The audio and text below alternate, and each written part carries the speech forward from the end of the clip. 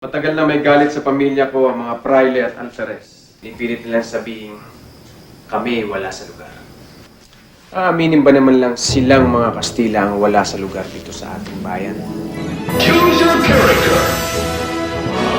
Pag nakapaglaban kami, babagsak ang ekonomiya. Paano namin mapapakain ang aming mga pamilya? Negosyo o kalayaan? Bayan o sarili, pumili ka! Bilang presidente,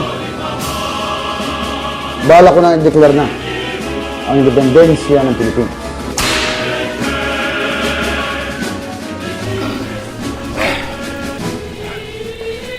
Tatlong taon mo kami inalipin. Para sa kalayaan!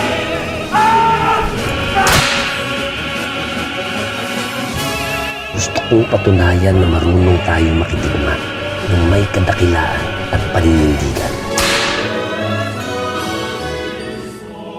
Kailangan din na gawin ninyong pinuno si Raha Humabot. Sabihin mo sa maputing ungkoy na ito, umalis sila rito. Ano na lang ang magiging papel natin mga babae kung lagi tayo nang hihina at madaling mawalan ng lakas ng loob? Lalo nga natin dapat patunayan na meron tayong papel sa lipunan, lalong kailangan natin tumulong ngayon. Ay wala akong pangingin sumuong sa anumang kahirapan at sa kamatayan man, sapagkat wala akong nais ng panahong yaon, kundi ang maiwagayway ang bandila ng kasarinlan ng Pilipinas.